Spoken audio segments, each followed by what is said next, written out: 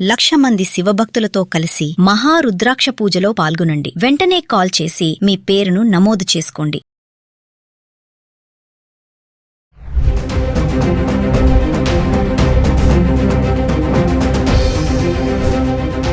Hi viewers, India's largest digital media network Suman టీవీకి స్వాగతం. ప్రస్తుతం మనతో ఉన్నారండి globally certified posh and POCSO emotional intelligence trainer, life coach మన భారతీ నాదిర్ల గారు ఉన్నారండి. సో పూణే సమీపంలో జరిగిన అతి దారుణమైన ఘటన, ప్రీ వెడ్డింగ్ షూట్ అని వెళ్ళి అమ్మాయి ఆ కాబోయే భర్తని, కాబోయే భార్య అతి కిరాతకంగా చంపేసింది, లోయలోకి తోసేసి. ఎందుకు ఇలాంటి మైండ్ సెట్ వస్తుంది? హ్యాపీగా లైఫ్ని ఎంజాయ్ చేయాలి పెళ్ళి అయిన తర్వాత, మరి ఎందుకు ఇంత ఇష్టలేని పెళ్ళిళ్ళు చేసుకోవడం ఎందుకు? సో వీటన్నిటి గురించి భారతి గారిని అడిగి తెలుసుకుందాం. నమస్తే అండి. నమస్తే రాధా. సో నేను అన్నట్టు కేతన్ అగర్వాల్, శ్రియా గోయల్ నిజంగా వాళ్ళిద్దరు చూడడానికి చూడముచ్చటైన జంటలాగున్నారు. భారతి గారు ట్రెక్కింగ్ అని చెప్పి పూణే సమీపంలో ఉన్న ఒక లోయ ప్రాంతంలోకి వెళ్ళి ఆ అమ్మాయి ఆ అబ్బాయిని తోసేసి చంపేసింది. నాకు ఒకటే అర్థం కాలే, ఈ అమ్మాయి చదువుకున్న అమ్మాయి, ఈ అబ్బాయి చదువుకున్నవాడే. ఇవన్నీ చేస్తే పరిణామాలు ఎలా ఉంటాయో కూడా తెలిసిన వాళ్ళు. చదువుకోని వాళ్ళకైనా ఈ మొబైల్ ఒకటి ఉండడం వల్ల నెక్స్ట్ ఏం జరుగుతుంది? తప్పు చేస్తే మనం పట్టుబడమా? మనం అనుకుంది అసలు సాధిస్తామా? ఇవన్నీ వీళ్ళకి ఎందుకు గుర్తుకురావు? ఇష్టం లేకపోతే పెళ్లి క్యాన్సిల్ చేసుకుంటే బెటర్ కదా. అబ్బాయినే చంపేస్తారా? వీళ్ళకి ఎందుకంటే ఇలాంటి మైండ్ సెట్ ఉంటుంది? యాక్చువల్గా అంటే వీటికి చాలా ఫ్యాక్టర్స్ ఉంటాయి రాధా. అండ్ కొంచెం అంటే మీరు ఇందాక అన్నట్టు పోక్సో ఎమోషనల్ ఇంటెలిజెన్స్ అన్నప్పుడు, ఇలాంటి టాపిక్స్ వచ్చినప్పుడు నేను వీటికి సంబంధించినవి కూడా కొన్ని సైకలాజికల్ రీజనింగ్స్, ఫ్యాక్టర్స్ చెప్తే ఇంకో కొంచెం బాగా అర్థమవుతుంది. ఎస్పెషల్లీ చైల్డ్హుడ్లో నేను ఎప్పుడు అందరికీ చెప్పేదే, పేరెంటింగ్ అంటే జస్ట్ భార్య భర్త కలిసి ఒక పిల్లల్ని కనేసి పక్కన పెట్టేస్తే మిషనరీ లాగా, అది సమాజానికి మీరు చెడు అందించిన వాళ్ళే అవుతారు, మంచి అందించడం పోయి. సో పేరెంటింగ్ అంటే ప్రాపర్గా చేయగలగాలి. మీరు ఆ పిల్లలు చిన్నప్పటి నుంచి చైల్డ్హుడ్ని టాక్సిక్ ఎన్విరాన్మెంట్లో పెరిగారనుకోండి, అంటే వాళ్ళ ఇంట్లో భార్యాభర్త మధ్య సరైన ప్రేమ, అభిమానాలు, గౌరవం ఎస్పెషల్లీ, అంటే ఎలాంటి ఎంపతి ఇట్లాంటివి లేకుండా ఎప్పుడు చూసినా వాళ్ళిద్దరూ గొడవ పడుతూ, లేకపోతే ఒకళ్ళు తప్పు చేస్తే రెండో వాళ్ళని కొట్టడమో, లేకపోతే వాళ్ళని గురించిన క్రిటిసైజ్ పిల్లల దగ్గర చేయడమో. మీరు ఎస్పెషల్లీ కొన్ని ఫ్యామిలీస్లో చూస్తే భర్త తాగేసి వచ్చి రాత్రి అయ్యేసరికి పిల్లల ముందే తల్లిని కొడతాడు. తర్వాత ఫన్నీయెస్ట్ థింగ్ ఏంటంటే, అంత గొడవంతా అయిపోయిన తర్వాత సెక్స్ కూడా చేస్తాడు ఫోర్స్ఫుల్లీ. పిల్లల ముందర అని కాదు, మామూలుగా కొట్టిన తర్వాత మళ్ళీ అలా చేయాలి. అదేంటంటే అది వాళ్ళ కోపింగ్ మెకానిజం అనుకుంటారు. చాలా మంది చూస్తే మీరు గొడవ అయిన తర్వాత భార్యాభర్త మధ్యలో నెక్స్ట్ డేకి ఎలా సర్దుకుపోతారు అంటానికి ఫస్ట్ స్టెప్ ఏమవుతుందంటే, ఆ రోజు నైట్ సెక్స్ చేసేస్తే ఇక మళ్ళీ ఎవ్రీథింగ్ ఈజ్ నార్మల్ అన్నట్టు పిల్లల బ్రెయిన్లో కూడా ఒకటి పడుతూ ఉంటుంది. సో ఇలాంటి ఎన్విరాన్మెంట్ ఒక రీజన్ అవుతుంది. సెకండ్ రీజన్ ఏమవుతుందంటే ఓవర్ పేరెంటింగ్. దీనికి ఎగ్జాక్ట్ ఆపోజిట్. అంటే ప్రతిదీ వీళ్ళకి నచ్చినట్టే చెయ్యాలి, మేము గీసిన దాటకూడదు.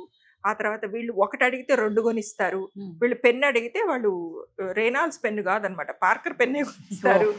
సో ఇలాగా ఓవర్ పేరెంటింగ్ చేసే వాళ్ళేమో కొంతమంది ఉంటారు. ఇవి రెండు కూడా చెడే. సో ఇలాంటి సైకాలజీలో పెరిగిన పిల్లలు ఏమవుతారంటే, నాకు తెలిసి బహుశా ఈ ఇష్యూలో ఈ అమ్మాయికి ఈ మ్యారేజ్ ముందే ఇష్టం ఉండదు. మీరు అన్నట్టుగా అమ్మాయికి ఆల్రెడీ ఒక బాయ్ ఫ్రెండ్ ఉన్నాడు, ఒక లవర్ ఉన్నాడు. బహుశా వాళ్ళు పెళ్లి చేసుకోవాలి అనుకుంటా ఉండుండొచ్చు. ఆ టైంలో పేరెంట్స్కి తెలియక, ఇంకొకటి మీరు ఎల్డర్స్ అయ్యి మీకు ఫినాన్షియల్ ఫ్రీడమ్ వచ్చిన తర్వాత మీరు తీసుకున్న డెసిషన్కి మీరు బోల్డ్గా నిలబడాలి. పేరెంట్స్ దగ్గర కూడా మేము ఫలానా వాళ్ళని ఇష్టపడుతున్నాము, మేము వీళ్ళని చేసుకోవాలనుకుంటున్నాము అని బోల్డ్గా నిలబడగలగాలి. అలా నిలబడాలి అంటే మీరు చూస్ చేసుకున్న పర్సన్ కూడా మంచి వ్యక్తి అయి ఉండాలి. ఫస్ట్ అది గుర్తుపెట్టుకోండి. ఎవరినో దారికి పోయే అమాయకుడినో అనామకుడినో తీసుకొచ్చి పెళ్లి చేసేసుకుంటా ఉంటే ఇంట్లో వాళ్ళు కూడా ఒప్పుకోరు. సో మీ చాయిస్ కరెక్ట్గా ఉండి మీరు చేసుకుంటాము అన్నప్పుడు సగం ప్రాబ్లం తీరిపోతుంది. అలా కానప్పుడు తల్లిదండ్రులకి చెప్పే ధైర్యం లేనప్పుడు ఏం చేస్తారంటే, అంటే తల్లి తండ్రి ఎలా పెంచుతున్నారు, మా ఇష్టానికి వ్యతిరేకంగా నువ్వేమీ చేయకూడదు, ఇలాంటివన్నీ జరిగినప్పుడు వాళ్ళని నో అనడానికి వీళ్ళకి నచ్చక, ఆ తర్వాత వీళ్ళకి ఇంకొక థాట్ ఏమొస్తుందంటే, మేము ఇప్పుడు వద్దు అంటే బ్లేము వీళ్ళని అంటారు. చూసావా అమ్మా నాన్నని కాదని, ఈ అమ్మాయి అమ్మా నాన్న తీసుకొచ్చిన సంబంధాన్ని కాదని వేరే అతనితో వెళ్ళిపోయింది, వేరే అతనితో చేసేసుకుంది అన్న ఒక బ్లేమ్ వీళ్ళ మీద పడుతుంది. సో దాని నుంచి తప్పించుకోవాలంటే ఏం చేయాలి? ఈ అమ్మా నాన్న తీసుకొచ్చిన మ్యారేజ్నే క్యాన్సిల్ చేస్తే తెలివిగా కొద్ది రోజుల తర్వాత వీళ్ళ మీద సింపతి కూడా వస్తుంది. అయ్యో పాపం పెళ్లి కూడా తప్పిపోయింది, కాబట్టి ఈ అమ్మాయి ఎవరిని ఇష్టపడిందో వాళ్ళకిచ్చి చేసేస్తే అయిపోతుంది కదా అనే ఒక సింపతిని క్రియేట్ చేసుకోవడానికి. ఇది పేరెంట్స్ ఒప్పుకుంటారు, సొసైటీ కూడా ఒప్పుకుంటుంది. ఎప్పుడు అంటే సెకండ్ ఛాన్స్ అయినప్పుడు. సో దీనికి వీళ్ళు ఏం చేయాలి, సహజంగా ఆ అబ్బాయిని యూజువల్గా నాకు ఇంకొక లవర్ ఉన్నాడు, నేను ఆ అబ్బాయిని చేసుకోవాలనుకుంటున్నాను, నువ్వు నువ్వు నీ అంతటా నువ్వు డ్రాప్ అయిపో అంటే ఆ అబ్బాయి ఒప్పుకుంటాడా? ఒప్పుకోడు. వాళ్ళ పేరెంట్స్కి చెప్తాడు. సో సోషల్లీ మళ్ళీ కూడా వీళ్ళకి క్రిటిసైజ్ ఎదుర్కోవాల్సి వస్తుంది. ఇవన్నీ జరగకుండా ఉండాలంటే ఏం చేయాలి, అబ్బాయిని చంపేయాలి. సో దీన్ని డీహ్యూమనేషన్ అంటాం అనమాట. అంటే ఏంటంటే వాళ్ళల్లో మానవత్వం పోతుంది. మానవత్వం పోయి ఎదురున్న మనిషిని వాళ్ళు మనిషిలాగా చూడకుండా ఒక అబ్స్టకిల్ లాగా చూస్తారు. అంటే మా ఇద్దరి ప్రేమకి వీడు ఎదురొచ్చాడు ఇంతే. ఆ టైంలో ఇవన్నీ కూడా ఒక పాయింట్ ఆఫ్ ఇదిలో జరుగుతూ ఉంటాయి అనమాట. ఆ తర్వాత ఇంకొకటి రోమియో జూలియట్ ఎఫెక్ట్ అంటాం. అంటే ఏంటంటే మేమిద్దరం చాలా అమర ప్రేమికులం, మా ఇద్దరి ప్రేమకి మధ్యలో ఇంకొక వ్యక్తి వస్తున్నాడు, అతని వలన మా ఇద్దరి ప్రేమ సక్సెస్ అవ్వకుండా ఫెయిల్ అవుతుంది అనే ఒక ఫీలింగ్ వస్తుంది. ఇది థియరీ అనమాట, రోమియో జూలియట్ ఎఫెక్ట్ అంటారు దాన్ని. సో దీనివల్ల ఏం చేస్తారంటే వీళ్ళు ఇద్దరు కలిసి ప్లాన్ చేస్తారు. ఆ అబ్బాయి ఈ అమ్మాయి కూడా కలిసి ప్లాన్ చేస్తారు. ఇప్పుడు ఈ కేసులో ఏమో అమ్మాయి లవర్ అయ్యారు. కొన్ని కేసెస్ మీరు చూస్తే అమ్మాయి పెళ్ళైపోయాక కూడా హస్బెండ్ ని తన ఎక్స్ట్రా మ్యారిటల్ అఫైర్ ఎవరితోటైతే ఉంటుందో వాళ్ళతో కలిసి చేస్తారు. సో మ్యారేజ్ లో ఉన్న పర్సనో లేకపోతే ఈ పెళ్లికి రెడీ అయిన పర్సనో కాకుండా బయట వ్యక్తితోటి ఎవరితోటైతే వీళ్ళకి ప్రేమ ఉందో వాళ్ళతో కలిసి ఈ రోమియో జూలియట్ ఎఫెక్ట్ లో వీళ్ళిద్దరూ ప్రేమికులు, వీళ్ళకి అబ్స్టకిల్. సో ఈ అబ్స్టకిల్ ని తొలగించేయాలి వీళ్ళ దారిలో నుంచి.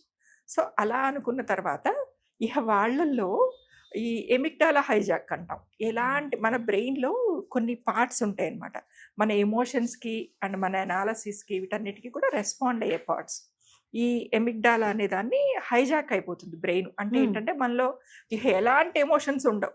వాళ్ళలో దయ, జాలి, కరుణ అంటే అలా ఎలా తోసేస్తారండి, అలా ఎలా చంపేస్తారండి, తర్వాత మీరు ఇంకా ఈ మధ్య ఏదో కుక్కర్లో పెట్టేశారు మనిషిని కట్ చేసి అని వింటాం కదా. ఎందుకంటే ఆ టైంలో వాళ్ళు చాలా మెకానికల్ గా వర్క్ చేసేస్తారు అంతే తప్ప ఇది మనిషి, ఇది తప్పు, పాప భీతి, ఈ పాప పుణ్యాలు, కర్మలు ఇవన్నీ ఏం ఆలోచించరు వాళ్ళు. అదొక అబ్స్టకిల్, దాన్ని మన దారి నుంచి రిమూవ్ చేసేయాలి అంతే. మీరు ట్రాఫిక్ లో ఎక్కడికైనా వెళ్తున్నారు, ఒక చెట్టు అడ్డు పడిపోయింది అనుకోండి, ఏం చేస్తాం, ఏదో ఒకటి చేసి ఆ చెట్టుని తీసేసి మనం జర్నీ సాగించాలి అంతే. వీళ్ళ బ్రెయిన్లో కూడా ఆ టైంలో అలాగ మాత్రమే ఉంటుంది, ఇక వేరే ఇంకెలాంటి థాట్ రాదనమాట. అండ్ ఇంకొకటి అంటే ఫోలియేడు అని ఇంకొక కాన్సెప్ట్ ఉంటుంది. వీళ్ళకి ఇండివిజువల్గా ఈ అమ్మాయి ఒక్కతే కానీ అబ్బాయి ఒక్కడే కానీ ఈ మర్డరు చేయలేడు, ఎస్కేప్ ప్లాను చేయలేరు. కానీ ఫోలియేడు అంటే ఏంటంటే ఇద్దరు కలిసి చేయగలుగుతారు. ఇద్దరిలో ఎప్పుడైనా ఒకళ్ళు బలహీన పడితే రెండో వాళ్ళు స్ట్రెంగ్త్ ఇస్తారు, ఒకళ్ళ ప్లాన్ని రెండో వాళ్ళు కాంపెన్సేట్ చేస్తారు. సో ఇద్దరు కలిసి చేస్తారు. ఇట్లాంటివన్నీ కూడా చేసిన తర్వాత ఎస్కేప్ ప్లాన్లో యాజ్ యూజువల్ సొసైటీ కూడా ఏమనుకుంటుంది, ఆ అబ్బాయి ఏదో యాక్సిడెంటల్గా పడిపోయాడు, ఇలాంటి సీన్ క్రొకడైల్ టీయర్స్ అంటాం కదా, అట్లా వీళ్ళు ఏడ్ చేసి వెళ్ళాము ఇద్దరము, అమ్మ నాన్న చూపించినట్టే పెళ్లి చేసుకోవాలనుకున్నాను, ప్రీ వెడ్డింగ్ షూట్కి వెళ్ళాము, అక్కడి నుంచి ఆ అబ్బాయి కాలు జారి పడిపోయాడు అని కొద్ది రోజులు ఏడ్చిన తర్వాత సరే అయిందంతా అయింది ఏదో అని పేరెంట్స్ అనుకునే దశలో సరే నేను ఒక అబ్బాయిని ఇష్టపడ్డాను చేసుకోనా. సో మానవత్వం అనేది ఆ టైంలో అసలు ఉండదు, డీహ్యూమనైజేషన్ అనేది అందుకే అనమాట. సో దానివల్ల ఇలాంటివన్నీ జరుగుతాయి. ఇప్పుడు ఎవరిది తప్పనాలి అంటే నేను అంటున్నానని కాదు, ఆల్రెడీ ఆ అమ్మాయికి లవ్వర్ ఉంది అంటే ఈ అబ్బాయి వాళ్ళ ఫాదర్ కూడా చెప్తూ ఉన్నారు, ఆల్రెడీ ఫోన్ చేసినప్పుడంతా ఈ అబ్బాయి అడిగాడట, నాన్న ఆ అమ్మాయికి ఇష్టమేనా నన్ను చేసుకోవడం, ఫోన్ చేసిన ప్రతిసారి గొడవ పడుతూ ఉంటుంది అని. సో అంటే ఇలాంటి అబ్బాయికి అర్థమైంది అక్కడ. అర్థమైనప్పుడు పేరెంట్స్ మళ్ళీ ఇంకొకసారి దాన్ని రీకన్సిడర్ చేసుకోవాలి మ్యారేజెస్, ఎందుకంటే అనవసరంగా జీవితానికి ఇప్పుడు కాలంలో ఖచ్చితంగా చేసుకోవాలి, రీకన్సిడర్ చేసుకోవాలి. ఇవన్నీ కూడా రెడ్ ఫ్లాగ్స్. అంటే కాబోయే భార్య పెళ్లికి ముందే ఆ ఉండే అట్రాక్షన్ తర్వాత ఎక్సైట్మెంట్ ఉంటుంది కదా, అది లేకుండా అమ్మాయి గొడవ పెట్టుకుంటుంది లేదా ఆర్గ్యుమెంట్స్ చేస్తుంది అన్నప్పుడు అది అమ్మాయి అయినా కానివ్వండి అబ్బాయి అయినా కానివ్వండి, సో ఒకసారి రీకన్సిడర్ చేసుకోవాలి. ఇలాంటి విషయాలన్నీ చేసుకోకుండా ఉంటే ఇబ్బందులు ఎదురవుతాయి. అండ్ ఇంకొకటి ఎస్పెషల్లీ సోషల్ మీడియా చాలా పాడు చేస్తుంది రాధా. ఓటీటీలు వచ్చిన తర్వాత వాటికి అట్లీస్ట్ మూవీస్ కన్నా కూడా సర్టిఫికెట్ ఉంటుంది, యూ సర్టిఫికెట్ ఇవ్వాలో ఏ సర్టిఫికెట్, బట్ ఓటీటీకి అట్లాంటి సర్టిఫికెట్స్ ఉండవు. వాళ్ళు ఏదైనా కూడా అంటే ఈ న్యూడిటీ ఉండే కంటెంట్ని, క్రైమ్ ఉండే కంటెంట్ని, ఇట్లాంటి అన్నిటినీ కూడా చాలా ఓపెన్గా చూపించేస్తున్నారు ఓటీటీలో. సో ఒక మనిషిని చంపడం ఎలాగా, తర్వాత దాన్ని ఎవరికి డౌట్ రాకుండా ఎలా Correct. ప్యాక్ చేసి ఎలా డిస్పోజ్ చేయాలి అన్నది కూడా కొన్ని వెబ్ సిరీస్లో ఎంత క్లియర్గా చూపిస్తున్నారంటే అవి వాళ్ళు అంటే లేనిపోని నాలెడ్జ్ని ఆడియన్స్కి ఇస్తున్నట్టు అవుతుంది. కొన్ని సినిమాల్లో కూడా అలాగే చూపిస్తున్నారు. సో ఇవన్నీ చూసి కూడా కొంత ఆ మూవీలో చూపించినట్టు దొంగతనం చేయొచ్చు, ఆ మూవీలో చూపించినట్టు ఎక్స్ట్రా మ్యారిటల్ అఫైర్ పెట్టుకోవచ్చు, ఆ మూవీలో చూపించినట్టు ఒక మనిషిని ఎవరికీ తెలియకుండా డౌట్ రాకుండా చంపేసి డిస్పోజ్ చేయొచ్చు అని. సో మీడియా అనేది సొసైటీ మీద చాలా ఇంపాక్ట్ చూపిస్తుంది. మీరు మంచి చూపిస్తే మంచి చేస్తారు, అదే ఒక చెడు చూపిస్తే చెడు చేస్తారు. ఎస్పెషల్లీ దీనికి కొంత యాక్టర్స్ కూడా రెస్పాన్సిబిలిటీ తీసుకోవాలి. I'm sorry to say this. అంటే ఇప్పుడు మీరు నేను ఒక మంచి అవును. చేయండి ఒక చెడు చెయ్యొద్దు అని చెప్తే సొసైటీ మీద వచ్చే ఇంపాక్ట్ కి వినరు. ఈ సోషల్ మీడియా కానివ్వండి లేకపోతే మీడియా ఇన్ఫ్లుయెన్సర్స్ కానీ ఉంటారు ఎవరైతే వాళ్ళు చెప్పే ఇంపాక్ట్ కి చాలా తేడా చాలా తేడా. ఉంటుంది. So you should be more responsible when you are in front of camera. Correct గా చెప్పారండి. కానీ బట్ వాళ్ళు రియాక్ట్ అవ్వరు, అది ప్రాబ్లం Yeah. నిజంగా. అన్ఫార్చునేట్లీ సో నిజంగా బట్ మీరు అన్నట్టు రెడ్ ఫ్లాగ్స్ కనిపిస్తాయండి, కొంచెం అలర్ట్ గా ఉండండి. Yes. అవతల పర్సన్ మనకు తేడాగా అనిపించింది అంటే బెటర్ వాళ్ళని Yes. వదిలేయండి. అది బిఫోర్ మ్యారేజ్ అయినా ఇన్ మ్యారేజ్ మ్యారేజ్ అయినా అయినా మీరు Right. కొంచెం కీన్ గా నోటీస్ చేసుకుంటే రెడ్ ఫ్లాగ్స్ కనిపిస్తాయి. కనిపించినప్పుడు you have to be very alert. ప్రాణం కన్నా మించింది లేదు. ఏం లేదు కదా. థ్యాంక్ యూ అండి.